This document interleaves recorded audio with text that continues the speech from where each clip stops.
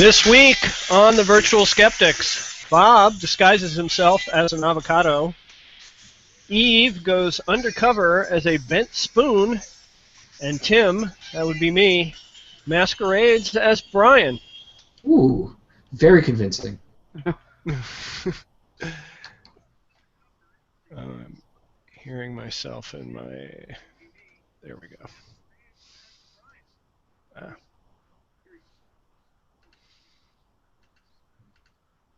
Sorry. Hello?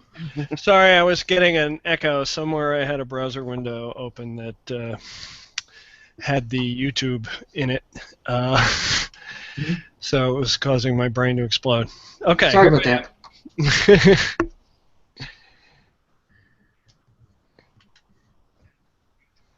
So... Quick, Bob, do something entertaining.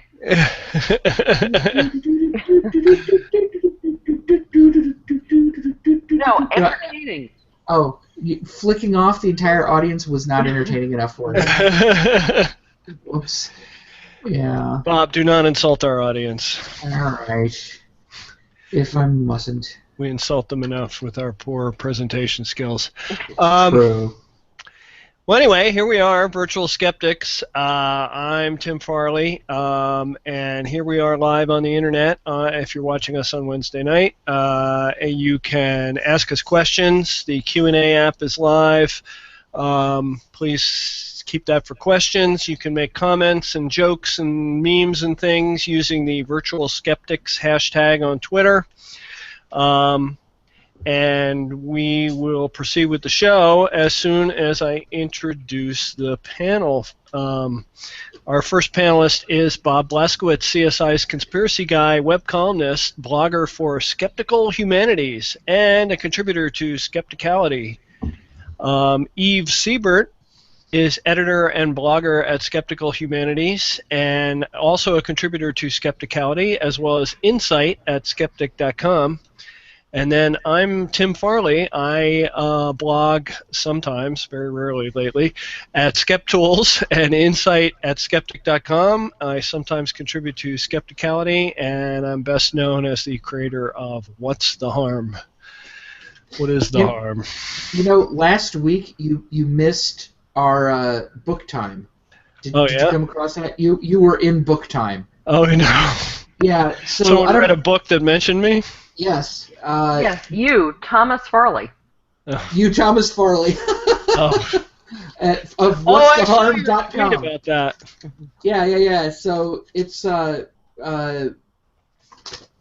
we did the How to Think About Weird Things. Oh. And you're mentioned in there as. Oh, I didn't even know. What's the harm? This stuff is important. Look. Look at the cost. Yeah. Oh, jeez. Yeah, that's. Tom. Well, no, he got Tim right in the text, and but called it what'stheharm.com, and then in the footnotes it was Thomas Farley at what'stheharm.net. So, sorry. Hopefully, some of the readers figured it out. Yeah. And then we can hire the guy a copy editor. There you go. Okay, so before we go into our segments, I'm going to ask. What in our pre-show I called the dumbest trivia question I've ever composed.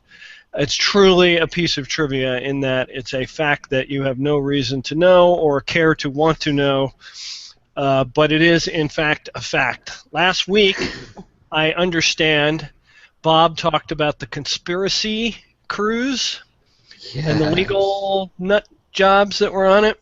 Oh my gosh. And there's been a lot of chatter. I think I tweeted a link to a Wired article about the cruise. There was a lot of conspiracy stuff going on there, and it was all notable because a number of journalists and skeptics went on the cruise and were reporting, some of them live during the cruise.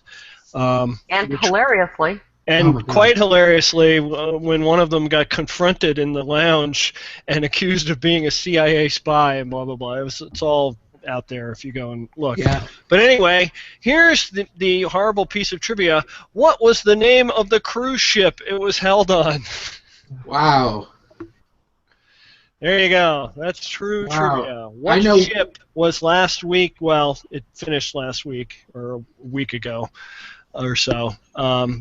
What ship was the conspiracy cruise held on? I could give you half the answer. Yeah. I think I know the company, but Yeah. Yep. Is it undisclosed location?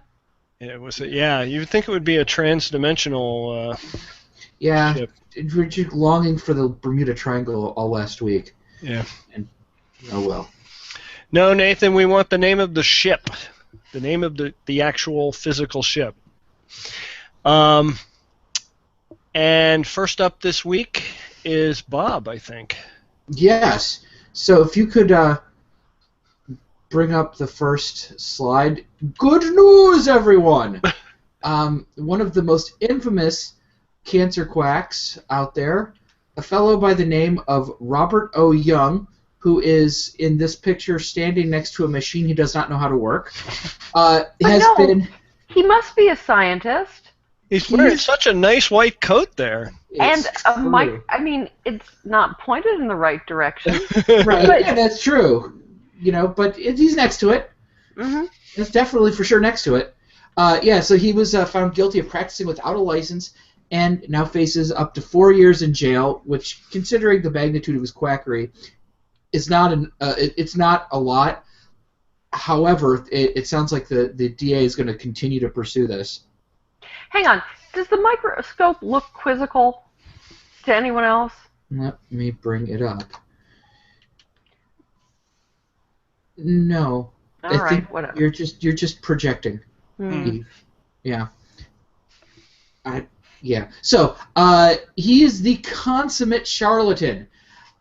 His acidic theory of medicine is incoherent, his treatments are ridiculous, and his body count is just a side effect of his doing business.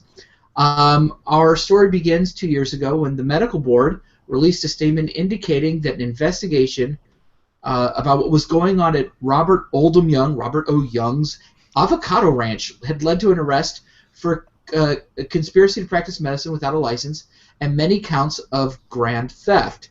According to the release, quote, the medical board worked in conjunction with San Diego's district attorney's office after an undercover investigator infiltrated Young's avocado ranch, I'm guessing disguised as an avocado, where he was illegally treating patients. Both the medical board's investigator and an investigator from the San Diego's district attorney's office were diagnosed with diseases and offered very pricey treatment. Many of Young's patients were actually chronically ill and spent sums of up to $50,000 for Young's treatment. This, of course, leads to several questions. One, why are avocados grown on ranches? Two, do you have to brand them?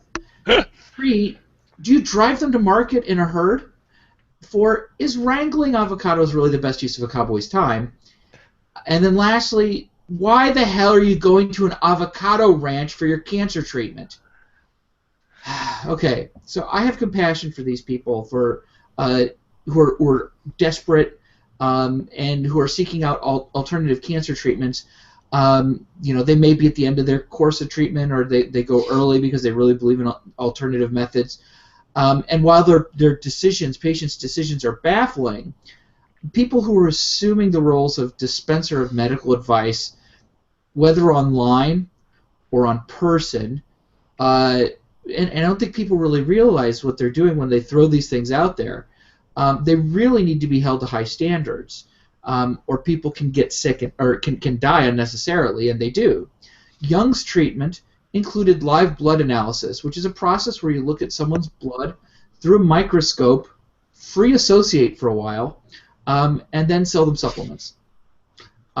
He also administered IV drips of sodium bicarbonate to numerous cancer patients, and this is because his all diseases, in his opinion, are caused by acidity, which is the idea behind his book, The pH Miracle, The pH Miracle for Diabetes, The pH Miracle for Weight Loss, and The pH Miracle Revised. He was charged with 8 counts, convicted of 2 counts of practicing without a license. The jury deadlocked on 6 other counts, including 2 counts of grand theft.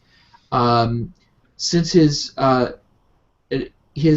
bogus retreat at the pH Miracle Living Center, or an avocado ranch, costs $2,000 a day, and he may be spending the next 4 years in prison. He has been taken back into custody after the ruling because he poses a significant health risk to the community and a significant flight risk, according to the judge. His lawyer did all the predictable moves. Oh, this is an assault on alternative medicine. Well, no. You horrible, horrible. I mean, I understand that everybody deserves a lawyer, right? But no. It's holding him to the barest minimum standard of science. He's someone who does not agree with, and this is something that Gorski pulled up, quote, Pasteurian scientific dogma. Pasteurian? That's apparently a phrase. Yeah. Wow. Yeah, I know. That stupid germ theory. What did it ever show? Whatever proved for us? Like it just. So he has a completely alternative view of the universe. I think viruses are molecular acids or something. I mean, just. And actually, I've had, cancer patients ask about, or assert more often that cancer is caused by acidity. No. If it were, you would be. If your body gets too acidic, you get acidosis, which is extremely grave, and is fatal in 1 to 2 hours. I mean, it's really the end stage type stuff. Your body regulates your pH levels very, very closely, keeping them within a narrow range. So, yeah, that was good news. We got a conviction, and I think they're going to be. It sounds like the word on the street is that they're going to retry him for the fraud. We'll see if that sticks. There were, for most of the charges that they were deadlocked on, they were deadlocked 11-1, and then the fraud charges was 8-4. So we'll see. They have a conviction under their belt. That's good. But we'll see if they can show. I think they have to show fraudulent intent. Seems to be the idea. And in some ways it's very to know whether or not this guy legitimately believes what he's doing. Although the end result for patients is the same, the public health menace is the same. It would suggest to me that the enforcement should be the same, but Right. Oh, Do well. avocados actually feature in his cure? Nutritional advice does. I don't know about avocados especially. Yeah. So you can't cure yourself of everything through guacamole? The guacamole cure, when he gets driven to Mexico when he gets out, that's what it's going to be. The guacamole cure. Yep. So, yep. Robert O. Young in jail. Hey, Pierre has an interesting question on the Q&A app, which is, how common is germ theory denial amongst alt-med folks? That's a good question. That is a good question, and I can't actually answer that.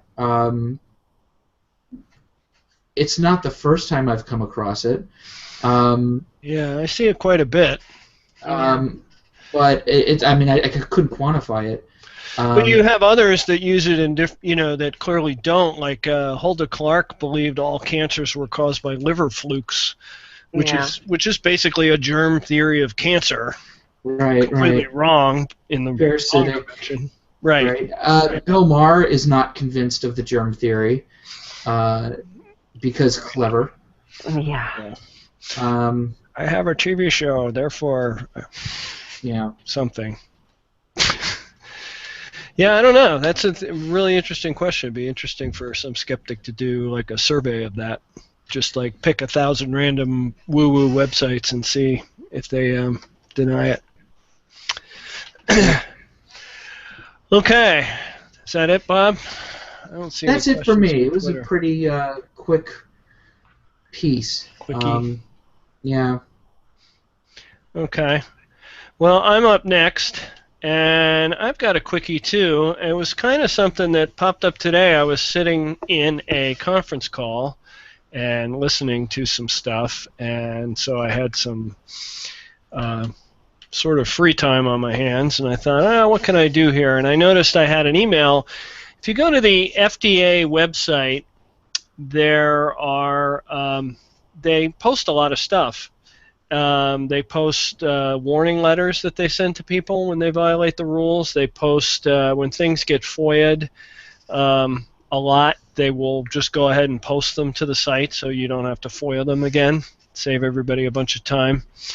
So you can find like the inspection reports for Dr. Brzezinski's clinic and the warning letters that were sent to him. And so I like to keep an eye on it, and conveniently enough, the page where they update, and I'll have the link in the show notes, where they update the warning letters has a little send me an email whenever this page changes thing on it. So I did that like a long time ago, and every once in a while I get the email, and sometimes I'm busy and I ignore it. But today I looked at it, and lo and behold, it's the Food and Drug Administration. So a lot of the stuff is food related. So it'll be like a warning to some meat company that they weren't cleaning their knives properly or something.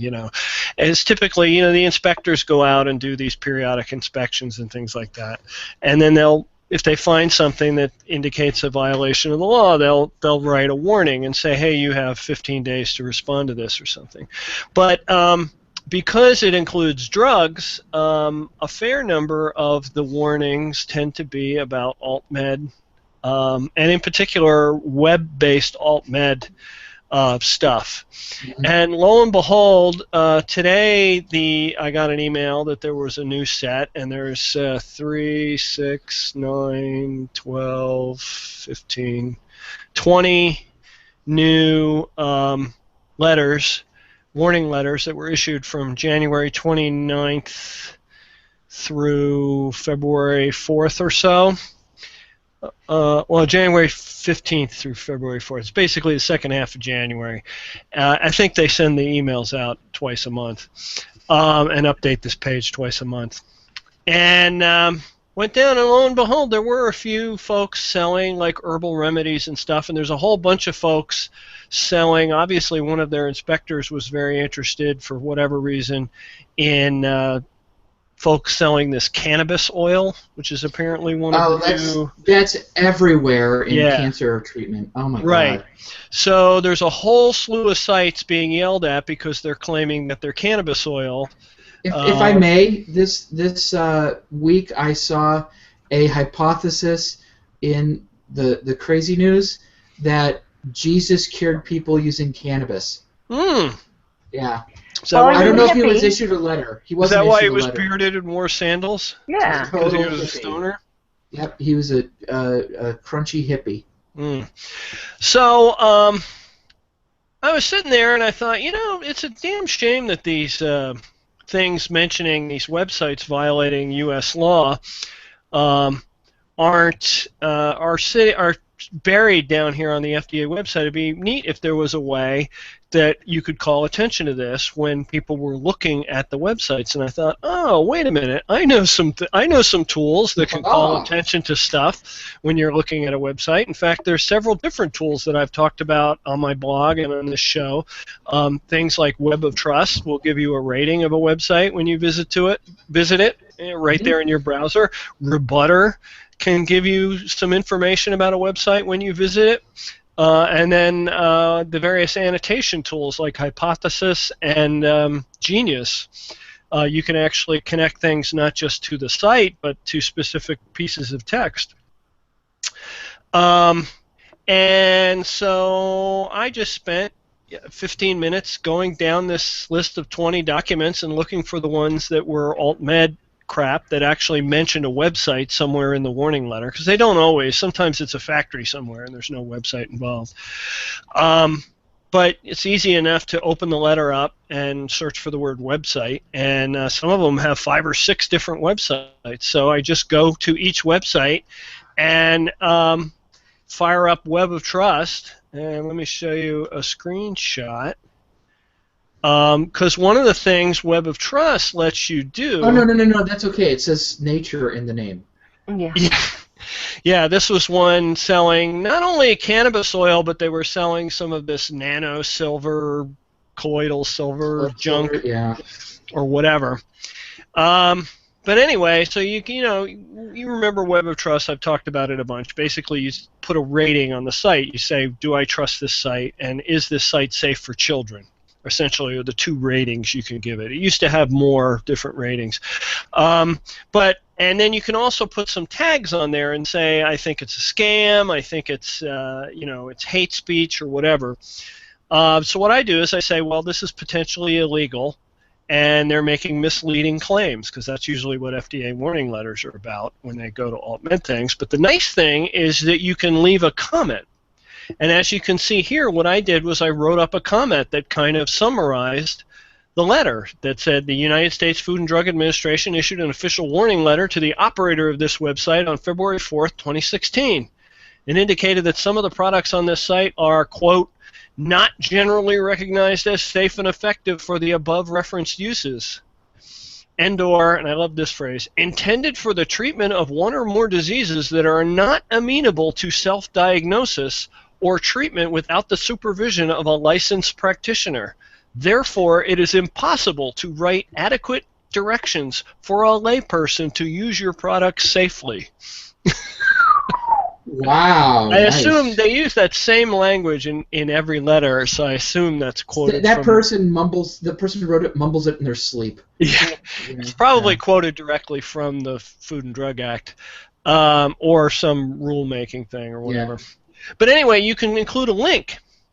You just paste the link in there, and it'll show up as clickable on the Web of Trust rating page. So the nice thing is that if people click through and say, they get the little red circle, hopefully, eventually, on the site, and if they click through and look for the rating page, there will be the link, and one more click, and they're over on the FDA site, and they can read the warning letter. Now, the typical thing that happens with these warning letters is they're published, usually a week or so after they were sent out, and you're given a pretty short notice to fix things. So usually folks will have deleted the offending text from their website by the time you get there. Although not always. Some of these sites actually still had the offending text up. That I noticed. But I go ahead and put the warning whether the text is still there or not, because the fact that they were warned by the FDA for shady claims is an interesting fact, that this company made shady claims on this website and the government had to step in and tell them not to. So this is just a good example of clever ways you can put the tools together, taking Web of Trust and then this email notice from FDA. And if you guys want to do this too, and we can add multiple comments down there, or go find my profile page on Web of Trust, and you can see a list of things that I've left comments on, and you can go in and rate those sites too. It's a good way to call attention. Or take these same warning letters and go put them into Rebutter. I believe it's still up and running. It's been a while since I've heard anything from Rebutter. Well, they were having some trouble funding it, and the main guys have kind of moved on, but I think they're trying to let it live on as an open source project. So I'm not sure, how steady it is right now, but last I saw, it was still working. But another option is Hypothesis, which is a commentary tool that lets you put comments. And the nice thing about Hypothesis is if you wanted to actually call attention to the exact pieces of text that the FDA was yelling at, you could actually do that and put little comments on there. It takes a little bit more work, obviously. But anyway, that was just a little fun thing I did while I was listening to a conference call this afternoon. It's a good way you can just curate some skeptical information out there and hopefully somebody that visits one of these, I think I added there were 20, and I think probably about half of them were quack, maybe a little less than half, but some of them had 4 different websites and 4 different Twitter feeds in one warning letter. So that was 8 things I could hook up. Yeah. And and once I wrote the comment for one that linked to that warning letter, it was just cut and paste for the other ones for that same Do you have a company. sense of how many people use Web of Trust? I don't know. They claim, from time to time, they claim how many people have installed the plugin, which of course can be very misleading, because just because somebody installed the plugin, they claim 140 million people have downloaded the plugin. That's half the population of the United States. Yeah. I mean that's a pretty big claim. Yeah, and and just to take devil's advocate, it's not a U.S. based product, so a lot of That's the right, users yeah. are over in Europe. It has funny spellings. So, but and probably a lot of those people don't use it that much. They maybe have the little thing there, or they uninstalled it subsequently. Yeah. But it's a good thing, and every chance we get to try to warn people about this crap that's out there, we should take it. And the nice thing is, you drop this comment in there and you drop your rating in there, and it's out there. Hopefully it'll help somebody, and you just keep on doing it. Keep on moving to the next site. It's no lanyard though. Oh, be quiet. Oh, you're just trying to make people drink that are playing the lanyard drinking. Yeah. Oh, and by the way, I had one other slide, which is if you actually click through, if you notice on this is a view of the website. You can see the URL at the top that I'm on, and right on the top of the pop-up box it says View Reputation Detail and Comments. If you click that, you end up going to a web page that looks like this. And as you can see, this particular site, Web of Trust, had never encountered before, so there's no thumbnail. But a lot of times it'll have a thumbnail of the website in the upper left, and it'll show the rating. This one shows gray because I'm the only person who's ever done a rating, and they don't show a rating until a bunch of people they can average something. Mm-hmm. But there's my comment right there with my avatar with the link. So as soon as somebody comes in, they can say, oh, look, here's a guy who doesn't trust this website. So that's what it looks like. Let's see if we have any questions. I'm not seeing any. So I guess we can move along, which means it is now time for Eve. Whatever happens next is Eve's fault. Yep. Okay. If there's something strange in your precinct house, who are you going to call? Well, you might call the police, but it's already a police department, so they're already there, and, well, that actually might be the problem. Ben Radford actually posted the story on the Group of Fort Facebook page earlier today, which is the Facebook page, of course, administered by virtual skeptic emerita Sharon Hill. And the story is a doozy. Chicopee, it's a real place. Chicopee, Massachusetts police captain Mark Gilbert was recently found not guilty of filing a false police report against Lieutenant John Pronovost in 2013. Gilbert filed the claim in 2013 over an incident in 2007. He claimed that Pronovost had become... Hang on. He claimed that Pronovost had become enraged and pulled his gun on then Sergeant, or possibly Lieutenant, Gilbert, when Gilbert complained about Pronovost's paranormal and ghost-busting activities. Now, the Chicopee Police Department has been having a rough decade or so. In 2011, 2 officers took cell phone pictures of a murder victim lying in a pool of blood. If you could bring up my... No, just kidding. You're a monster. I know. They then emailed the photos to other officers, and one officer shared the photos with civilians including people attending a youth football game. Bleh. Oh, that was a good play. Here, look at this. Some pictures of this murdered corpse. So, great. And actually, some of the issues that I'll be discussing stem from investigations of that incident. Other problems. A woman recently filed a federal lawsuit accusing an officer of choking her. Also, other issues. A patrolman pleaded guilty to drunk driving and injuring a woman in the appropriately named Belchertown. And one officer accidentally shot another during a training exercise. Yeah. And that's just scratching the surface of the problems. There's lots of fussin' and a feudin' going on. It's kind of an as the precinct turns or all my officers sort of situation. There are very deep divisions in the police force and competing loyalties to past and present mayors and past and present police chiefs. In October of last year, former Mayor Michael Bissonnette, who was running unsuccessfully to regain the position, was charged with assault after an altercation with the ghost-busting Lieutenant Pronovost at a polling place.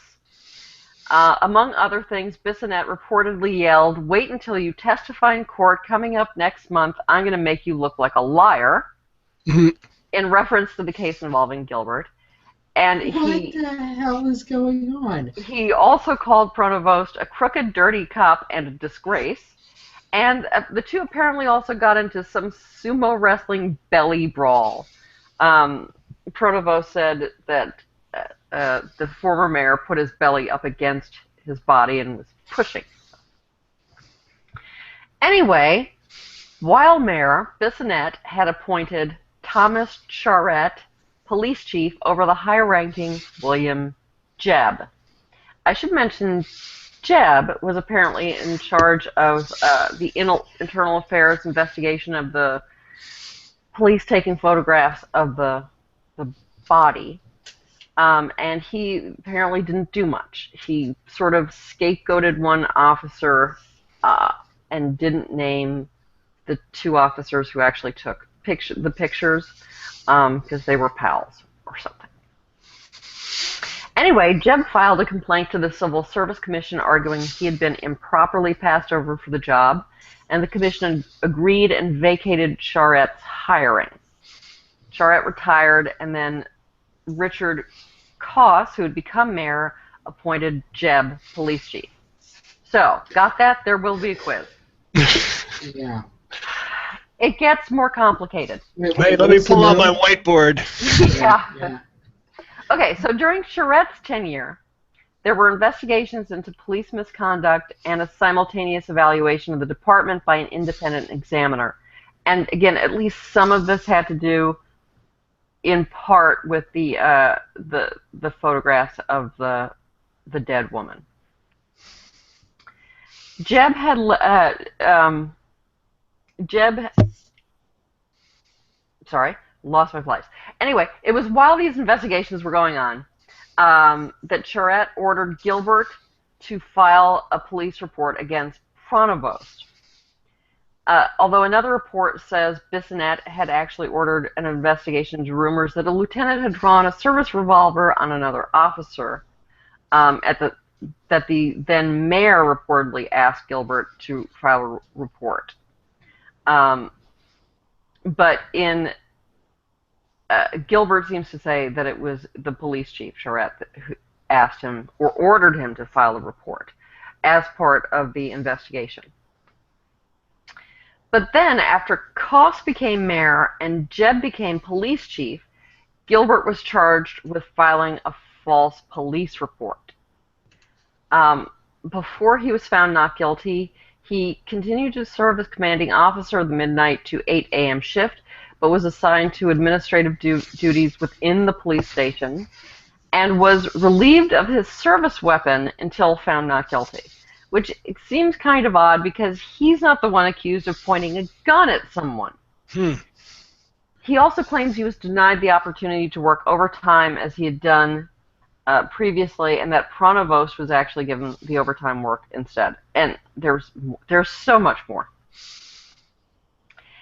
But I know what you're asking. What do the spirits think of all this mess? Well, they're sorely disappointed, and something close to water. Anyway, you may also be wondering just what Pronovost was doing with the spirits. Well, and this is a little bit somber, in 2007, his wife died after a long illness.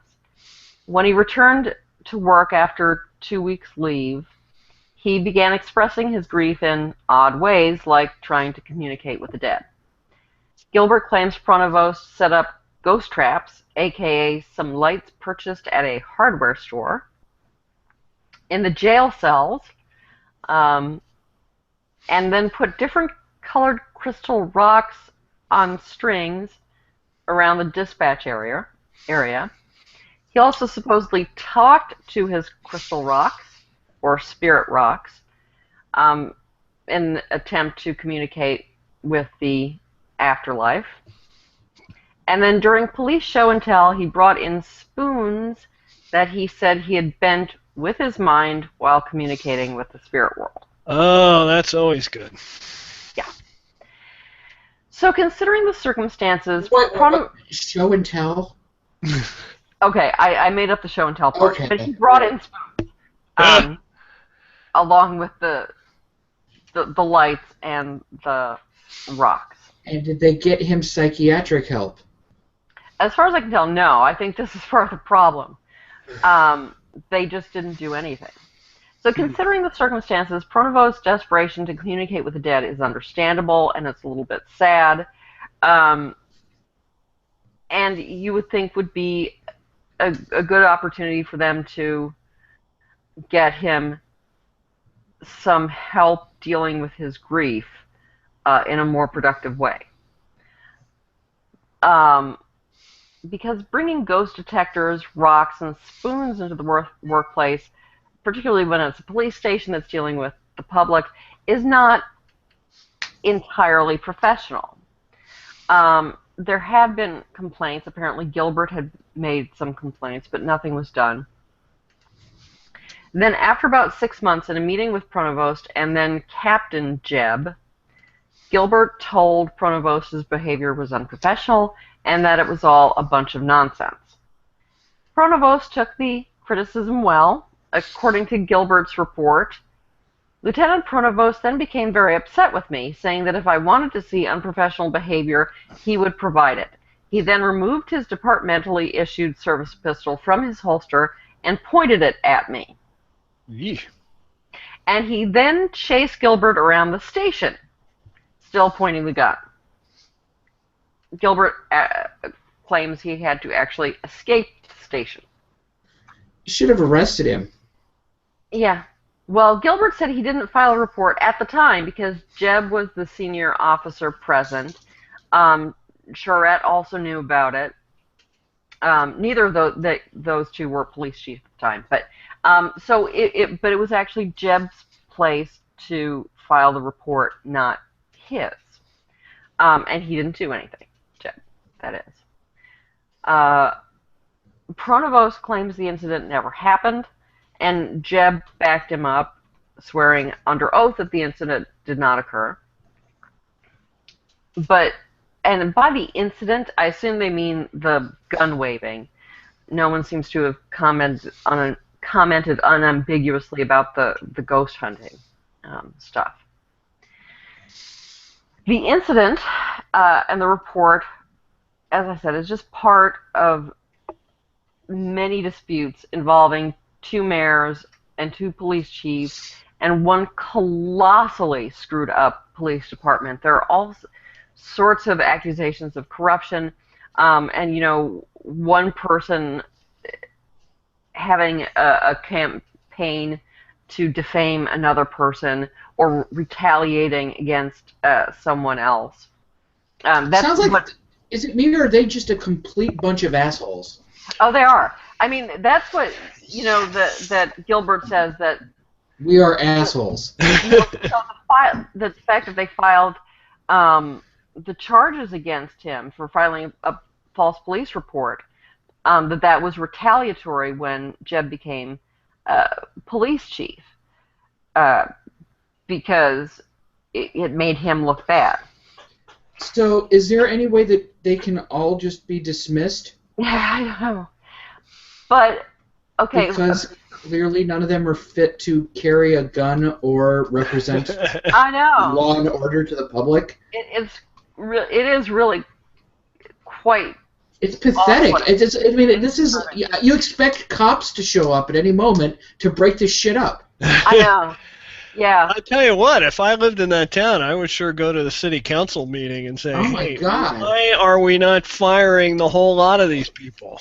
Oh my Yeah, gosh. there may be some corruption there too. I don't know. But anyway, almost immediately after being found not guilty, Gilbert filed a federal lawsuit against Pronovost, Police Chief Jeb, Mayor Coase, John Doe, and the city of Chicopee. One of the news stories quotes the suit as saying that Pronovost pointed the gun at Gilbert, quote, after he asked him to stop engaging in his psychic pheromones in the workplace. What? And this is my favorite part of the story. What is a psychic pheromone? And how do you engage in psychic pheromones, even if there are psychic pheromones? I would be deeply disappointed, just gutted, to discover that this is some sort of autocorrect predictive text mistake for phenomena. I checked. The word is actually in the lawsuit, although so is imputated, where I think the word they want is implicated. But whatever. Imputated? Imputated. Twice. Imputed. Yeah, implicated makes more sense, but it's sort of like imputed and implicated put together. Right. Regardless, I am hoping. Irregardless. Yeah, I'm really hoping that psychic pheromones are a thing, and if they're not a thing, I'm going to make them a thing. They are now. I'm going to sell them, and I'm going to get rich. Hey, let's see if psychicpheromones.com is available. Yeah. God almighty. Yeah. Wow, what a colossal bunch of fuck-ups. I know, it's really massive. Is the station perhaps a trailer? It's not a tiny town. Yeah. Wow. Oh, Psychic Pheromones is available. Woo! Have the website. Awesome. Put up a web store and sell homeopathic psychic pheromones. Yeah. Although, does that mean if you're trying to romantically attract psychics or possibly spirits? I don't know. Oh, I'll have to figure it out. it doesn't matter. Yeah. It really doesn't.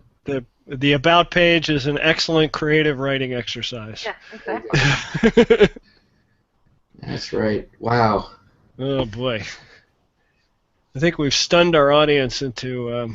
Yeah.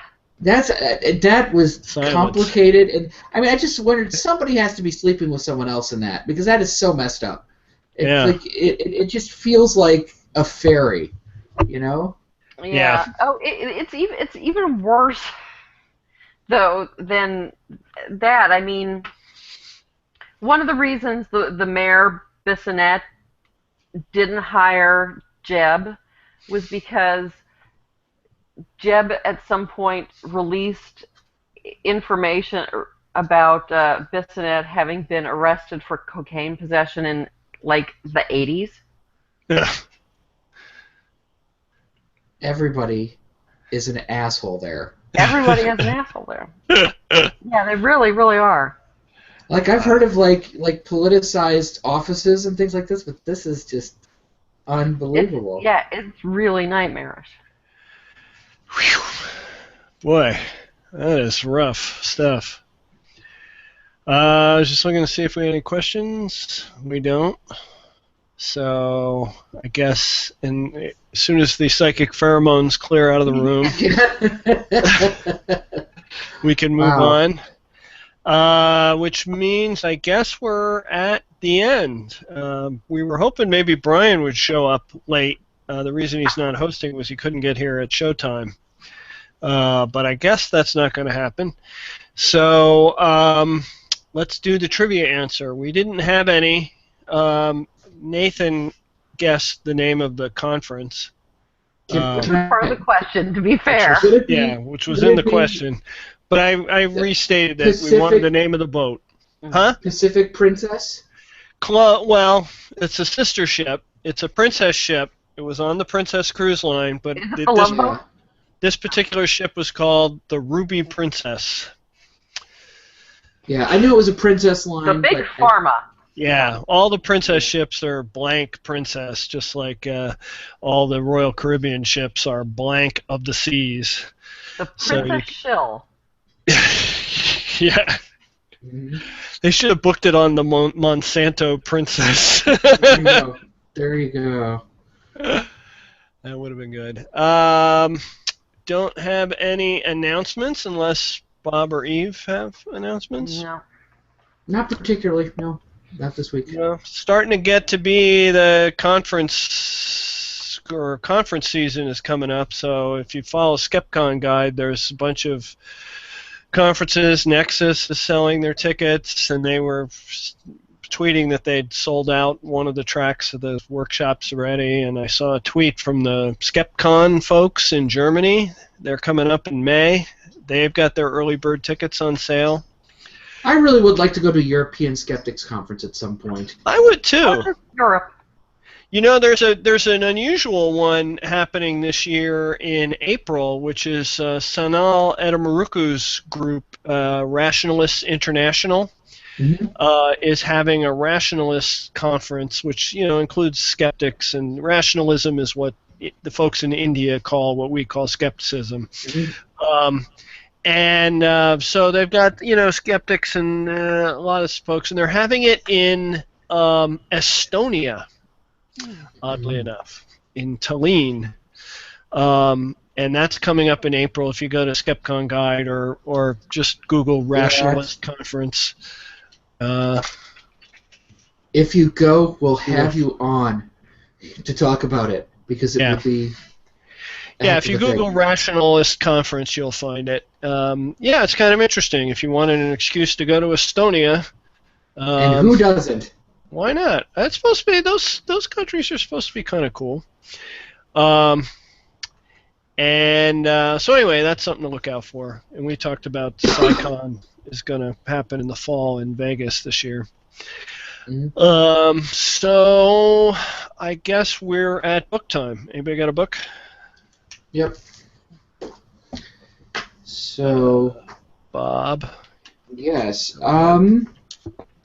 Let me see. This volume comprises 25 ghost tales from East Tennessee. The granny curse of the title refers to an old granny, go figure, one skilled in magic and herb medicine who enabled her grandson to marry by placing a curse on his sweetheart's parents, who had opposed the match. It was a non-lethal curse and lifted when the match had been made. Eve? Like their Sienese neighbors, many Florentines adopted an Epicurean attitude, drinking, reveling, and spending money. Parents abandoned children, husbands left wives, and sick relatives were forsaken. A group called the Bacchini appeared. They were usually men of lower social rank, often themselves afflicted with plague, who carted the dead and performed other tasks that no one else cared to do. Some of the Bacchini apparently turned to extortion, rape, assault, and even murder. They would force their way into the houses of the sick and threaten to carry away those still healthy unless certain demands were met. The Bacchini helped to keep the streets deserted. The chronicler Stefani claimed that the only sounds that could be heard came from the carts, those of the rich fleeing with their belongings, and those of the charnel crews coming for the dead. It sounds like that police department. When The Man Trap premiered on September 8th, 1966, it was the result of more than 2 years of constant work from Gene Roddenberry and his team. When the network to whom Roddenberry had originally pitched the script passed on Star Trek, He was faced with a decision. He could take to heart criticisms of the pilot's cerebral nature, the broadcast standards office's complaints, and anticipated ideas about who could and should hold positions of power on the show, or he could stick to his guns. Roddenberry chose the latter, and the science fiction genre and fantasy storytelling in general have benefited immensely. Oh my God, they totally misspelled immensely. From his decision to stay true to his vision. I don't know if that's entirely true. Probably not. He totally waffled on it. Got rid of the female second in command. Yeah. Yeah, that's not sticking to your guns. I know she was still in the show as an assistant to a man. All right, enough criticism of my book that I haven't even revealed yet. Yeah. Bob, what was your But book? you should know that it's wrong. Okay. So mine was American Regional Folklore Sourcebook and Research Guide. It's completely useless to me. Oh. It came from Amazon. It seemed like it might be something I look at, but it's one long, poorly or bib. Oh well, can't win them all. Eve? Mine is The Black Death, Natural and Human Disaster in Medieval Europe by Robert S. Gottfried, and it's completely useless. But look, rats. Another sunny book from Eve. Yeah. And mine is some sort of collectible Star Trek, The Lost Photographs magazine that came out sometime recently and happened to be sitting here on the table. So there you go. Yep. I vouch neither for its accuracy nor its spelling.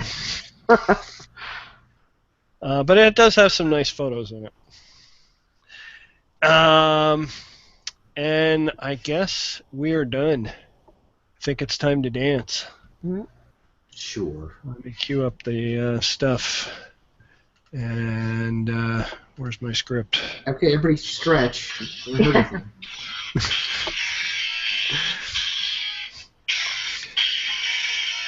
The Virtual Skeptics is an independent production of What'sTheHarm.net, Skeptical Humanities, Brian Gregory, ICBS Everywhere, and Doubtful News. Our logo was designed by Sarah Mayhew at sarahmayhew.com, and our theme music is by Musicant and is used with permission.